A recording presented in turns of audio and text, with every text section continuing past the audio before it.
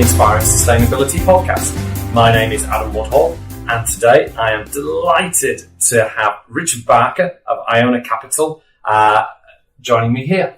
Great to be here, Adam. Lovely to meet you. And Richard is an advisor and an investment committee member of the company. How would you describe what the company does? Iona Capital is an environmental infrastructure investor. So it invests in renewable energy projects, waste recycling projects, all centred around sustainability and low carbon projects. And we predominantly invest today in the UK.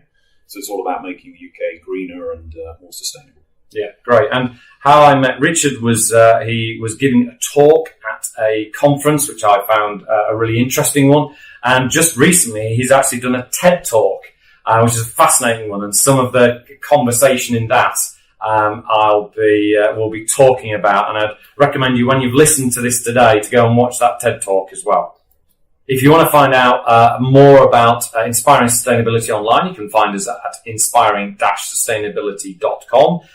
There's all the podcasts there, plus more information about us as an organisation. And then also you can obviously find the podcasts on your favourite app on your smartphone. And so, Richard, in the conversation that we're having before we started this podcast, you said something which I think I want to start off by, because I wrote it down in big, bold letters. Is you said, the reality is there's enough money and wealth in the world.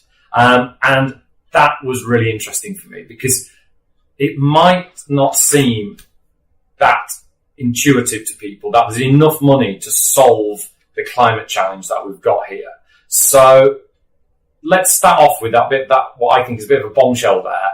And understand where you're coming from. Okay, well, first of all, let's unpack that question. When I said I think there's enough wealth and enough money, what I didn't mean in a static sense. I am a capitalist, so I believe that wealth needs to grow and develop. So I'm not saying there's enough money in the world per se. What I'm saying is there's enough wealth in the world to tackle the climate issue.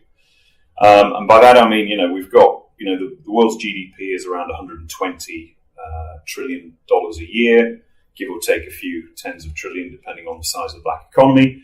And pension funds have anywhere between kind of 60 and 80 trillion dollars of funds under management across the globe.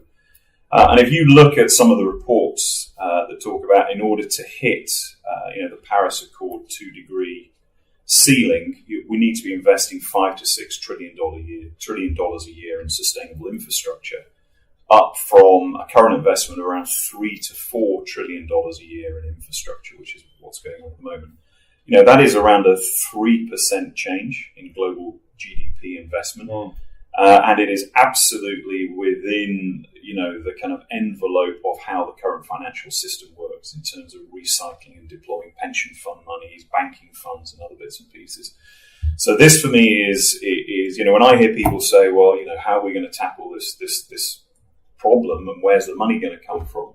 It isn't an absolute wealth or absolute availability of money issue in the grander sense. What it is about how we best direct that money in the most appropriate way. And I think, what we have is, certainly from what I've seen, is we have a financial sector globally that's centred primarily in kind of New York, London, and the other big financial centres, which probably isn't fit for purpose for the next 30 or 50 years. It very much is based on some of the traditional structures, the pension funds, investing into an allocation of bonds and equities and real estate and other bits and pieces, rather than thinking about the mega trends that are hitting us, one of which clearly is climate change. We've got things like AI and other, the demographic shifts as well.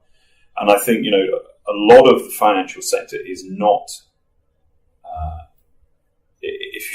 hasn't got its head around how it needs to evolve and change to make the kind of investments that are required to make this transition, this global transition.